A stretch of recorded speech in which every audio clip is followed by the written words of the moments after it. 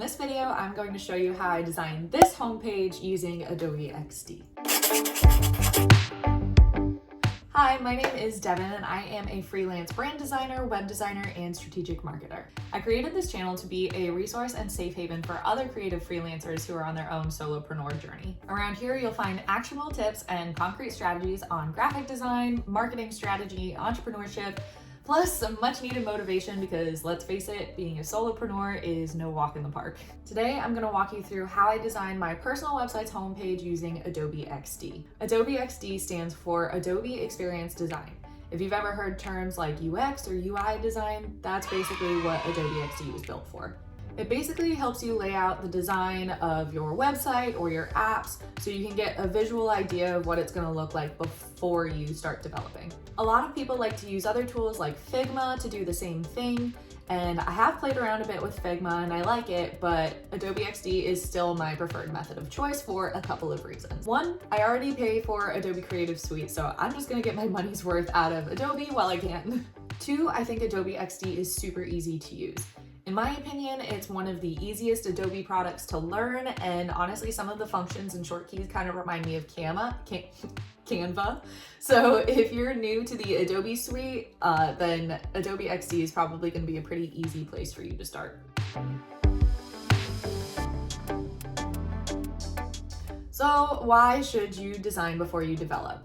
Before we get started, I want to explain this and why we use tools like Adobe XD or Figma in the first place. Adobe XD is not a website platform like WordPress or Squarespace, etc. It is an experience design platform that allows you to mock up what your product is going to look like before you start developing it. At first glance, I know that designing a website before developing it may seem like an unnecessary extra step, but I assure you, it is not. It is so much easier to design, present, and edit your design to your clients using something like Adobe XD than it is to go back through the back end once it's developed. With Adobe XD, you can send prototypes of the design to your clients before you start developing it. That way, if they have any notes, they can literally pin them exactly where they want design changes or where they want language changes. They can tell you what they like or don't like. That way, you can go back and iterate on that design in Adobe XD much easier. Trust me, it saves so many headaches in the long run. Okay, so before we get started, I kind of want to give you guys a side-by-side comparison of what the site looked like on Adobe XD before I developed it. So as you can see here, the design is almost identical when they're side by side, except that I was able to add in some more motions with the video, some entrances for some of the graphics and the text. I was able to do some hover colors for the buttons, etc. Got some GIFs and everything in there. But overall, side by side, the designs are almost exactly the same. Honestly, development can be really tedious and frustrating at times, but once you kind of get the flow of everything, it can honestly be the state where I find myself most in my flow state. When you are really just moving everything that you brain dumped onto a design and developing it on a screen, it can really just be like a therapeutic process. So before we get started, we're gonna go ahead and open a new file so I can show you what the setup really looks like. And then we're going to open a new file and we're gonna do the web 1920. That's usually a pretty standard size. So we're just gonna go ahead and start with that. Next, we're gonna make sure we set up our document assets on this side here. That's gonna be your colors, your character styles, your components, which are essentially like any icons or logos you use frequently.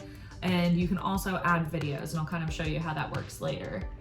So this is so much more helpful in the process if you have branding already outlined for your clients. So I usually prefer to do a brand and web design package, but when we do web design, I do ask them, if they do have any sort of brand strategy, brand mood board, things like that. Okay, so I'm just gonna use my other Adobe file to kind of make this a little bit easier. So in order to do colors, what we're gonna do is we're going to go ahead and click on this little square here and we're just gonna draw ourselves some shapes. And we're gonna Control-C, Control-V to copy. Or we can hold Option and drag down, drag down, down. So I didn't end up using the green, so we're just gonna go with the blues, the tans, and this gray. Fill that color. You can also use the eyedropper tool to fill selections.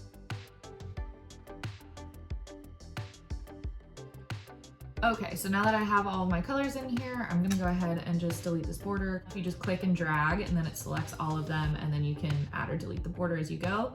So now what we're gonna do is we're gonna go ahead and select all of these and hit this plus sign under colors, and boom, there you go. You've got your whole color palette right there. Okay, so we can go ahead and delete these, just select and hit delete. Next, we're gonna work on our character styles. So what we're gonna do is we're gonna just add a couple of text boxes in here. We're gonna say text. And then same thing where we're gonna hold Option and drag. And then you can select however many character styles you want. So we're gonna start with our heading text, which is Tan Mon Cherie. And I want this to be in all caps because I don't like a lot of the lowercase letters in this font. So I'm gonna select that, and I'm also going to make sure I put in my desired size here. So correct sizes can vary a bit depending on which fonts you're using, because some fonts are bigger than others. But as a general rule, I like to kind of set my text at 48 for headings, 32 for subheadings, and 20 for body font. So we're gonna go ahead and continue this process with my accent font, which is Harlow Script. And we're gonna make sure that's set to 36. And then our body font is Montserrat. We're gonna make sure that's at 20 as it is, and we're probably just gonna leave that at regular. So these are gonna be all of my default fonts. Keep in mind that if you are going to use any specialty colors specifically for any of these, you wanna make sure you select that color first. So we're gonna make sure we change all of these to our gray color that we've selected. And then we're gonna select them all and click the plus sign next to character styles. Now I like to just go through and rename mine. So I'll say this is heading, this is body, and this is accent. Okay, so components. Let's go over to our downloads, and literally all we have to do is select all of these, drag and drop, select all of them and add components. Oops, never mind. Don't do that all at once because it's gonna group them together into one component. So you're just gonna go ahead and select them individually. And logos.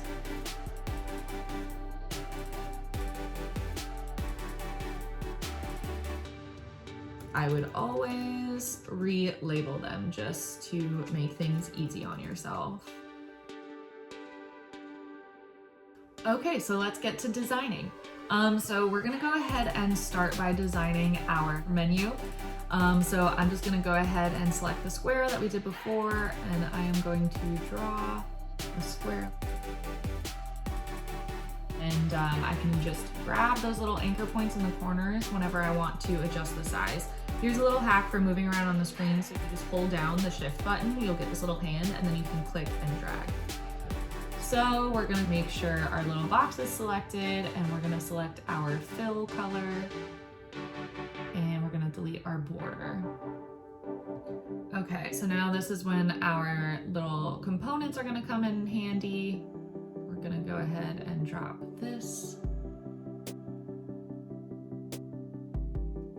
Okay, so I did decide to, on my website, have my logo in the middle. That's not always the best practice if you have a particular like lead magnet or something you want to be pushing, or a newsletter or an e-commerce site where you're trying to push sales.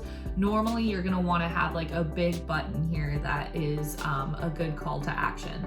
But for my site, I was kind of experimenting, and I'm glad I did because I had to really finagle this in Elementor when I was developing on WordPress to get this center option here. So maybe in the future, I'll do a video tutorial on how I did that if you guys use Elementor and want to experiment as well. But for right now, this is what I went ahead and did. So we're gonna go ahead and add our text for our menu buttons.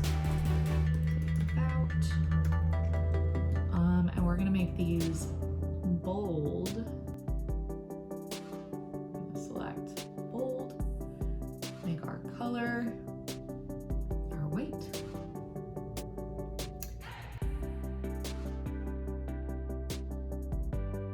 All right, now I'm gonna edit these to say services.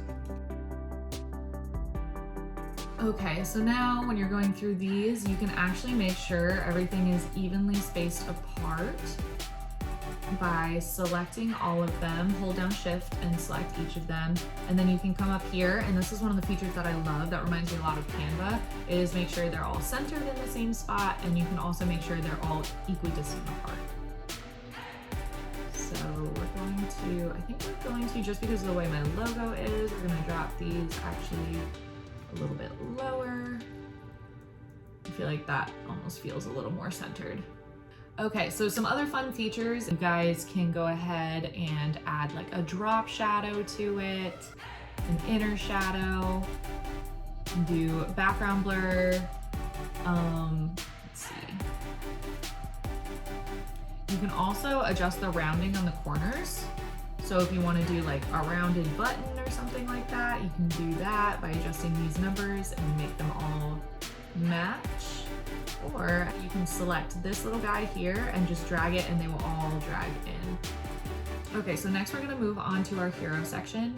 And if you want to edit your artboard, just go ahead and click on it anywhere. First of all, we're gonna change our background color. I don't ever like to have like a stark white in the background of my website. So we're gonna go ahead and change it to this cream color. And then you can just go ahead and drag down. And this little guy is really helpful. I wouldn't adjust this if I were you, because this is kind of just showing what part of your site is gonna show up when someone first lands on your homepage. So it just kind of helps give you that visual spacing. So we're gonna go ahead and draw another little box here. And then do you see how this kind of like overlaps up top here? If you do want to just like put the square image behind something else, so let's say this is in the way, if you hold down Command and hit one of the bracket buttons, it'll send it to the back or the front. So left bracket is back, right bracket is forward. So that's just a fun little convenient hack for you.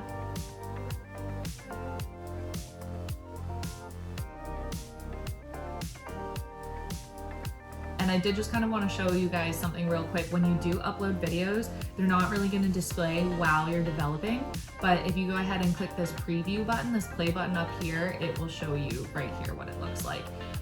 It's not 100% perfect. It's a little glitchy. Like, see how you can like scroll the video before you scroll down there. So just kind of keep that in mind. It's not always perfect, but at least it will show you a preview of what it looks like. Okay, so continuing on with the hero here, going to go ahead and add our text box. We're gonna change this to our heading font. I think we did, okay.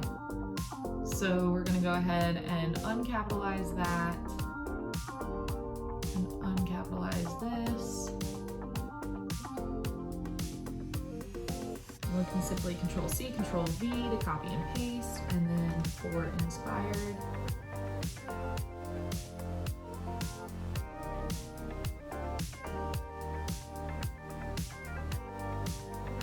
And again, let's say here's an easy way to kind of group these together. You can just select both of them and then hit this little center button. It'll line them up. We're just gonna go ahead and drag these. And then to make the button, we're gonna pick our favorite little square and we're gonna and add our body font.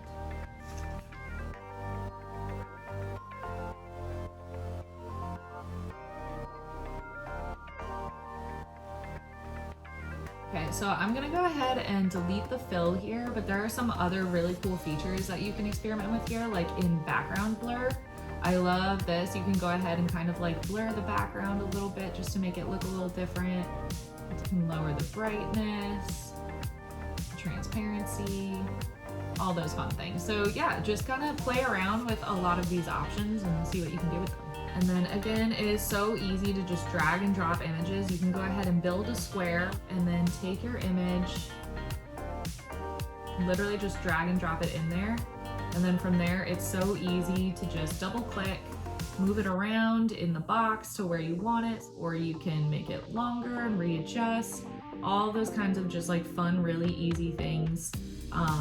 That's what I love about Adobe XD, is just how user-friendly it is.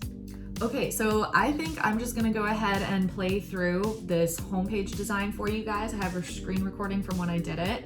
So I'm just gonna play through that with you guys, and hopefully it gives you guys some ideas on how Adobe XD kind of works and what you can do. But yeah, let me know if you have any questions.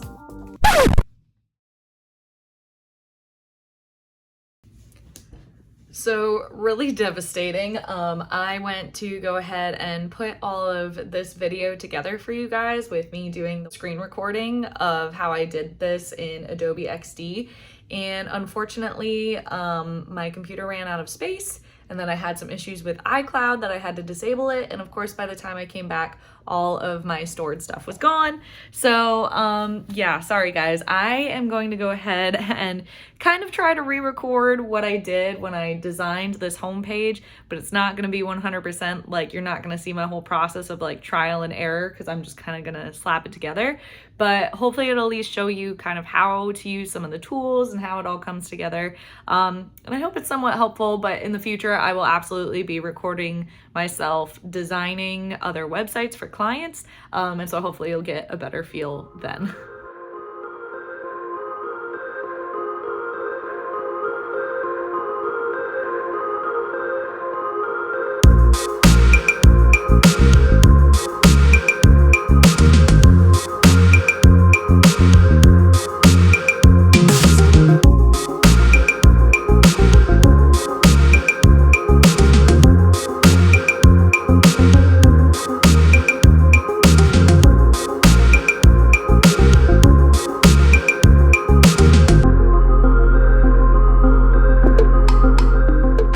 Just adding something with the text button here, it's gonna automatically set you with this right here, which is just, it's not gonna let you kind of adjust the lines and stuff. Like here, it makes it like a single line basically, and you can only adjust the size like that. So what you want to do, if you want to make sure you can adjust the way the paragraph kind of looks, the length of the paragraph, you're gonna want to select one of these.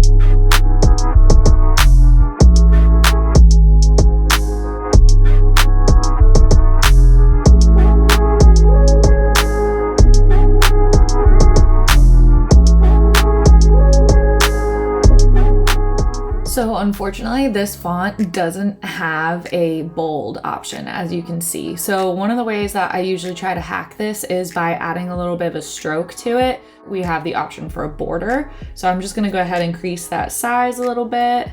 I'm gonna make sure the color of the border matches this, and boom, it's a lot clearer.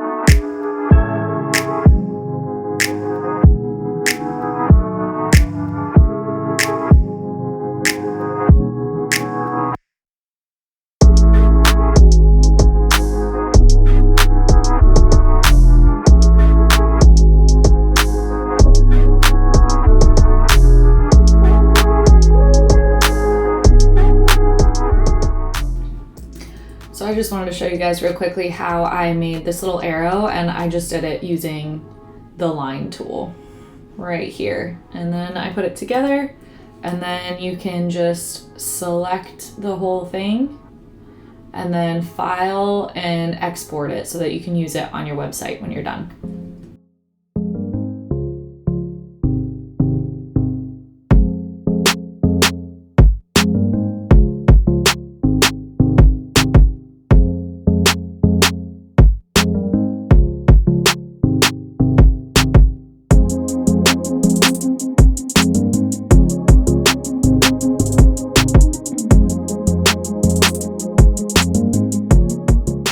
Okay, so the last thing I really want to show you guys is how we can export our final design so that our client can see it, comment on it, etc. So when we're done with this, all we need to do is click the share button right here. We're going to make sure we select design review. If you do presentation, it kind of displays the website like it would if it was a full screen website, which is awesome for just visuals. But when you want to ask your clients for feedback, you're going to go ahead and click this design review button. Click anyone with the link or only invited people, however you want to share. You're going to click create link. Once you have your link, you're going to go ahead and copy it, put it into our search bar. And awesome, when they preview it, they can see the video in the background and all those features. Again, it's a little bit glitchy sometimes, so you might want to explain to your clients like what is going to move and what isn't. But then when they're in here, they can go ahead and click anywhere they want with this place a pin button. Let's say they don't like the way this button is. Say they prefer rounded corners. They can go ahead and drop that here and leave a comment. please round corners. Hit submit, and boom, it's there for you guys to go ahead and review at any time. And that's it. Thank you guys so much for watching this tutorial. I really hope it was helpful for understanding when, how, and why to use Adobe XD or other UX design tools in the web design process. I truly love Adobe XD, so if you haven't tried it yet, I hope it gives you the confidence to give it a go. I might also do a tutorial in the future on some other UX design platforms like Figma, so let me know in the comments if that's something you would like to see. Or if you just have any other questions or tips on how to use Adobe XD, please drop them below. Again, my goal for this channel is really to make it a safe haven for all of us to share and learn from each other and just kind of support each other on our journey. On that note, I do have some more resources in the works to kind of help you guys learn about my design and client processes, other tools that might help you grow your business. So be sure to check out the description box below. Don't forget to subscribe and stay in the loop as new resources become available. Thank you so much, and I will see you guys in my next video.